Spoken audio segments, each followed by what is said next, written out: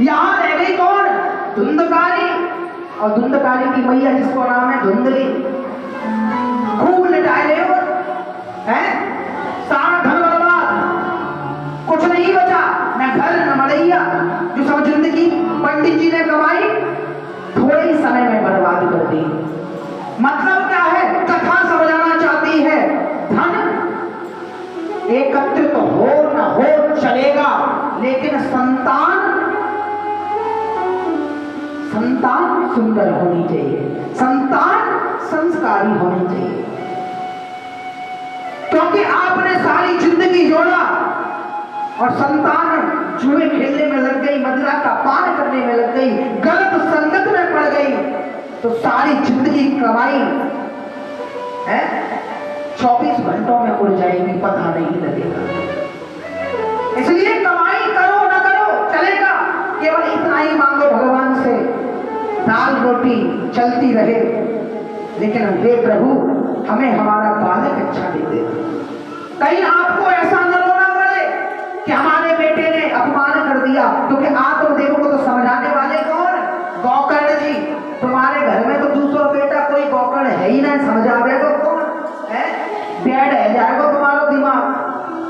और कहते हैं जब डेड हो जाता है ना दिमाग, टेंशन घर में जब ज्यादा है जाए तो कोई तो फांसी पर लटक जाए है, कोई गाड़ी के आगे कूद के मर जाए है, कोई नदी में, कोई नहर में, कोई तालाब में, यानी क्या सबको मरना ही दिखता है। क्योंकि मरना दिखता किसको है? जिसको जीवन का मूल्य उद्देश्य नहीं पता, जिसने अपने जीवन को नहीं जाना, सिर्फ और सिर्फ कामनाओं में लगे रहे, सिर्फ और सिर्फ भगवान को छोड़ करके दुनिया के रिश्ते नातों में लगे रहे। कहते हैं सब कुछ नष्ट कर दिया, और नष्ट करने के बाद में आज फिर मदिरा में दुष्ट होकर के, नशे में डूब करके आया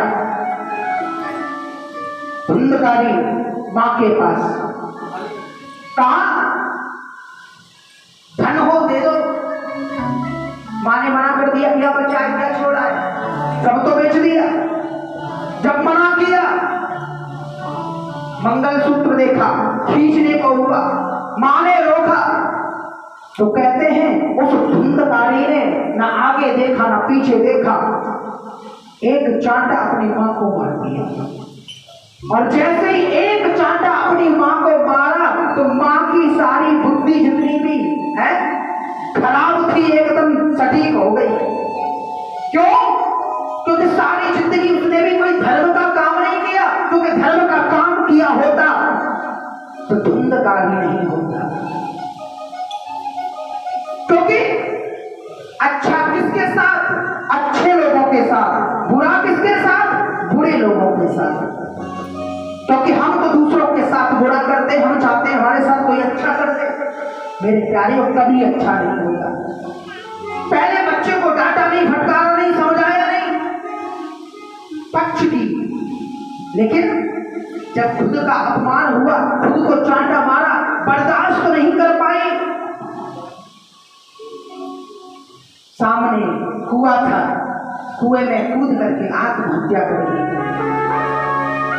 क्योंकि बुरे का अंत बुरा होता है, सही नहीं होता, सत्य नहीं होता, अच्छा नहीं होता। मेरे प्यारे हो, धुंधकारी अकेला रह गया। जो धुंधकारी बाहर मदिरा का पान करता था, बाहर वैश्याओं का साथ करता था, घर में अब कोई है नहीं तो घर में लेके आता है, घर में लेके आने लगा, समय निकला, धन है नहीं। और कहते हैं वैश्याओं की स्थिति क्या होती है? वैश्याएं किसके साथ? धन के साथ। जब तक धन होता है तो तुम्हारे साथ, और धन समाप्त तो फिर कहीं ऐसा ना हो कि ये वैश्याएं साथ छोड़ के चली जाए, धन है नहीं तो दिन भर डाका डालता है, चोरी करता है, लोगों को लूटता है। वैश्याओं को पता लगा कि देखो भैया इसके पास तो कुछ रहा नहीं खुद का, अब ये करता है चोरी। और कहीं ऐसा ना होए कहीं चोरी करते हुए पकड़ जाए, राजा जाकू पकड़ ले तो जाके संग में हमारी भी आफत आ जाए। तो क्यों ना मामला समाप्त कर देना चाहिए। कहते हैं रात के 12 बज रहे थे, नशे में पड़ा है, धुंधकारी, होश नहीं है। सारी वेश्याओं ने मिल करके उसको चारपाई से बांध दिया और बांध करके उसको समाप्त करने की योजना बना दी। और समाप्त करने की योजना कैसी? घर में चाकू पड़ा था, चाकू से वार करना प्रारंभ किया। और जब चाकू से वार करना प्रारंभ किया, बना है, छटपटा रहा है, दर्द से हिला रहा है, चिल्ला रहा है, चीख रहा है।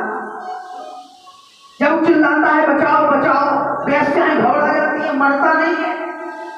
वेश्याएं सोचती है अगर ये बहुत ज्यादा देर तक चीखा, पड़ोसी आएंगे, हमें भी मार देंगे, जल्दी समाप्त करो। आग जल रही थी चूल्हे के अंदर, जलती हुई कोयले के अंगारों को निकाला, मुंह में डाल दिया मारने के लिए। मेरे प्यारे मुंह में डाला तो अब तो और जोर जोर से चीखने लगा, लेकिन चीखता तो है, आवाज नहीं निकलती थी, क्योंकि अब जल चुका है सिस्टम।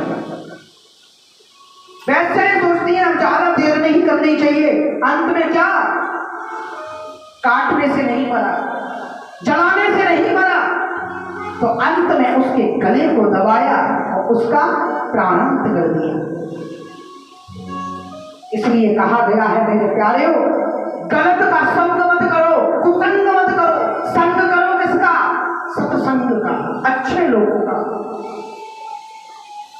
मर गया, प्राणांत हो गया, कहते मर तो गया, लेकिन मरने के भी बाद भी कल्याण नहीं हुआ। क्या हुआ?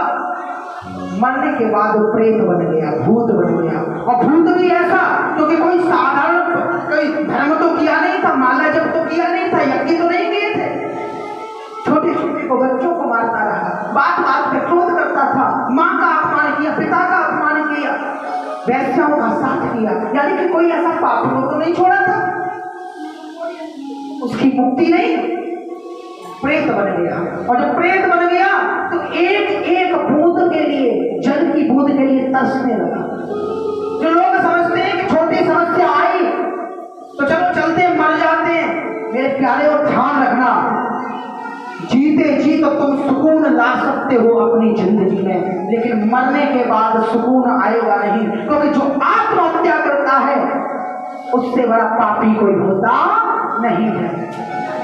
और यहां तो मारा गया है, अधर्म करता रहा है, तड़पता है, भटकता है, भूख प्यास से व्याकुल रहता है। गौकर्ण जी काशी से वापस आए, रात्रि का समय था, दरवाजा घर में कोई है नहीं, कौन खोलेगा, बंद है। छत के माध्यम से आंगन में गए, चारपाई बिछाई, कहा अभी क्या करेंगे, भोजन जलपान करके सो जाते हैं, क्योंकि खाने का एक समय होता है। खाने का समय ये नहीं कि रात के 12 बज रहे और रसोई चल रही है चकाचक, है चाय नाश्ता ब्रेड पकौड़ी न जाने क्या क्या, ये सब नहीं होता खाने का तरीका। क्योंकि कहते हैं जो 12 बजे के बाद खाता है ना, वो राक्षसी भोजन होता है, राक्षसों का खाने का समय होता है। और अब जब आज के लोग राक्षसी समय पर भोजन करने लगे, फिर बुद्धि कहां से आएगी, फिर तुम्हारे जीवन में कल्याण कैसे होगा? अरे कम से कम समय से हम खा सकते हैं, समय से सो सकते हैं, समय से जाग सकते हैं, क्योंकि जीवन में दिनचर्या का, समय सारणी का बड़ा प्रभाव होता है। अगर आप समय से सोते नहीं है तो समय से जाग नहीं पाएंगे, और समय से जब जागेंगे नहीं तो कहते हैं अधिक सोने वाले की बुद्धि भी सो जाती है। आप सो रहे हो चारपाई पे पड़े पड़े, सूर्य निकल आए तो कहते हैं सूर्य निकलने के बाद उठता है वो कैसा हो जाता है? सूर्य कोई साधारण नहीं है, नारायण, सूर्य नारायण भगवान है। भगवान देखते हैं हमारे आने के बाद भी नहीं उठा तो सारी ऊर्जा तुम्हारी खींच लेते, तुम्हें आलसी प्रमादी बना देते हैं। क्योंकि आप देखना, जो सूर्य निकलने के बाद उठे, स्नान करे और भजन पे बैठे तो मन नहीं लगेगा, लग ही नहीं सकता। भजन में मन कब लगेगा? प्रातः काल। तो भगवान पागल नहीं थे, भगवान ने जब राम जी आए तो उन्हें क्या सिखाया? प्रातः काल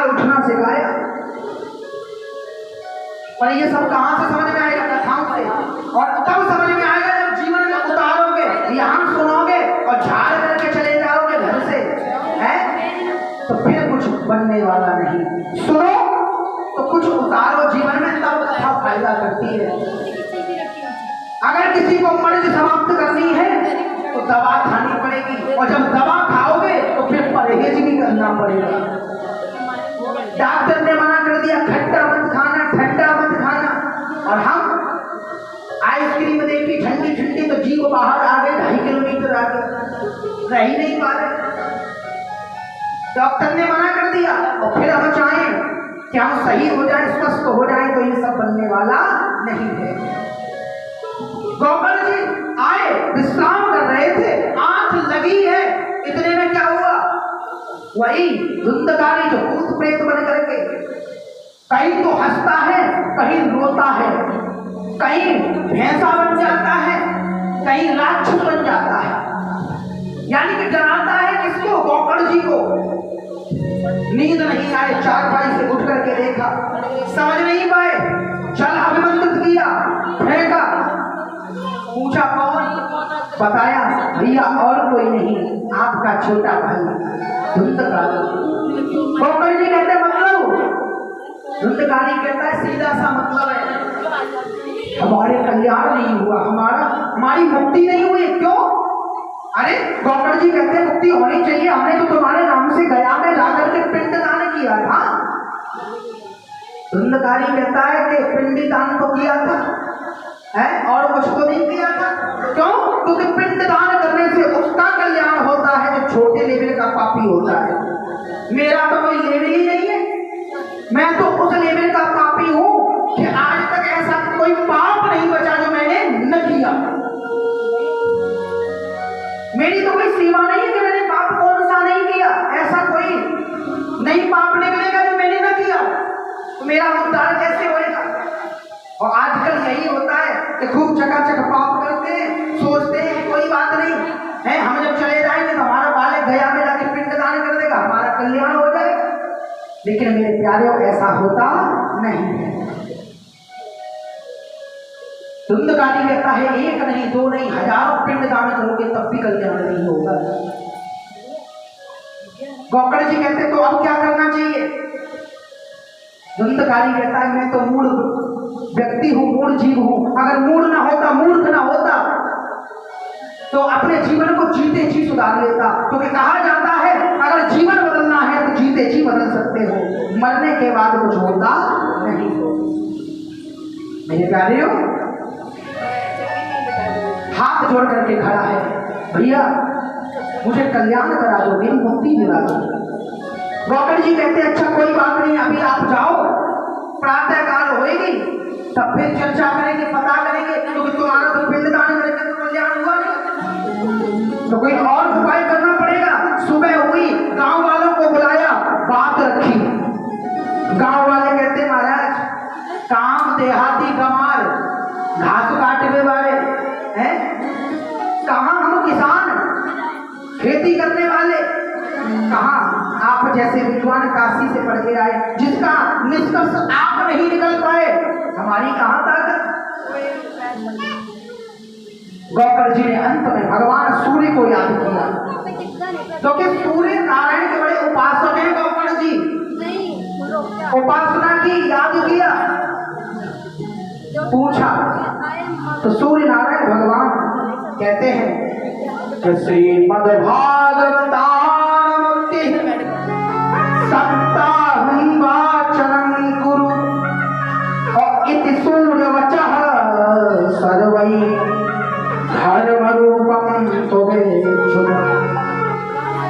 हे गोपाल जी ज्यादा कुछ मत करो, श्रीमद्भागवतामुक्ति, श्रीमद्भागवत कथा ही संसार में ऐसा सदग्रह है जो 7 दिन में मुक्ति दे सकता है, चाहे कितना भी बड़ा पापी हो।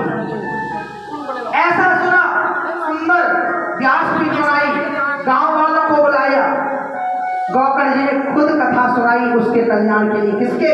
धुंधकारी के। लेकिन कथा प्रारंभ हुई, कथा सुनने आता है कौन? धुंधकारी, लेकिन आता जरूर है, रुक नहीं पाता। क्योंकि वायु आती है उड़ा करके ले जाती है। और कहते हैं जब तक कथा नहीं सुनेंगे तब तक कल्याण नहीं होगा। अब सोचता है, विचार करता है, करे तो करे क्या। तो अंत में उसने क्या देखा, एक कोने में बांस का 7 बांस गांठ का बांस पड़ा था, उस बांस में जाकर के बैठ गए। कथा हुई, 1 दिन की कथा हुई, 1 गांठ फटी, 2 दिन की हुई तो 2, ऐसे क्रम करके एक के बाद एक।